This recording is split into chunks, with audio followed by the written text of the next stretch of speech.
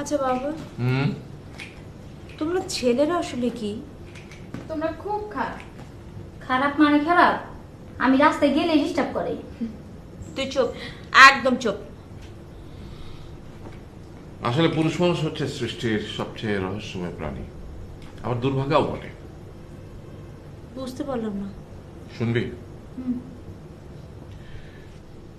গাধাকে সৃষ্টি করার পর তাকে বলা হলো সকাল থেকে সন্ধ্যা পর্যন্ত তাকে ক্লান্তিহীন পরিশ্রম করতে হবে। সারা জীবন তাকে পিঠে ভারী বোঝা বইতে হবে, খেতে পাবে শুধু ঘাস, আর তার মাথায় কোনো বুদ্ধি থাকবে না। তার আয়ু হবে 50 বছর।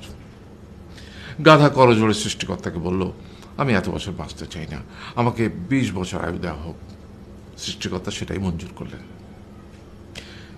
কুকুরকে যখন সৃষ্টি করা হলো তখন তাকে বলা হলো যে সে হবে মানুষের সবচেয়ে বড় বন্ধু, কিন্তু সে খাবে মানুষের উচ্ছিষ্ট, এবং তার আয়ু হবে 30 বছর। কুকুর সৃষ্টিকর্তাকে বললো, আমি এত বছর বাঁচতে চাই না, আমাকে 15 বছর আয়ু দেওয়া হোক। সেটাই মঞ্জুর করা হলো।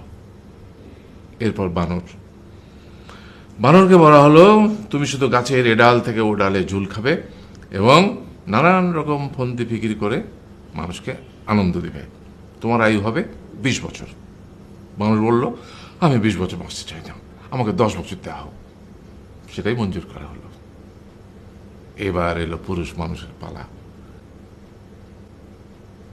তাকে বলা হলো যে তুমি হলে প্রাণীগুলোর মধ্যে সবচেয়ে বিচক্ষণ এবং বুদ্ধিমান, সেই জন্যে তোমাকে প্রাণীদের শিরোমণি করা হলো, এবং তোমার আয়ু হবে 20 বছর।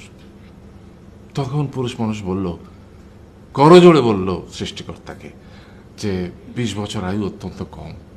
হে প্রভু, আমাকে ওই গাধার, সে যে 30 বছর আয়ু চায়নি, সেটা আমাকে দেয়া হোক। ওই যে কুকুর 15 বছর ফিরিয়ে দিয়েছিল, সেটাও আমাকে দেয়া হোক। আর যে বানর 10 বছর নেয়নি, সেটাও আমাকে দেয়া হোক।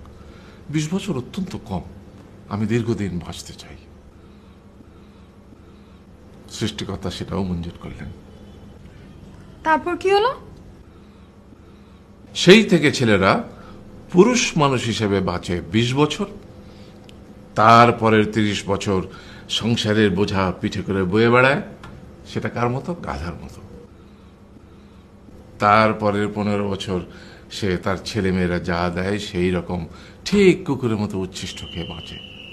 আর তারপরে বৃদ্ধ বয়সে ঠিক বানরের মতো, যেমন গাছের এডাল থেকে ওডাল ঝুল খায় বানর, তেমনি এই ছেলের বাড়ি থেকে ওই ছেলের বাড়ি, আর নানান রকম ফন্দি ফিকির করে তার নাতি নাতনিদের আনন্দ দেওয়ার চেষ্টা করে।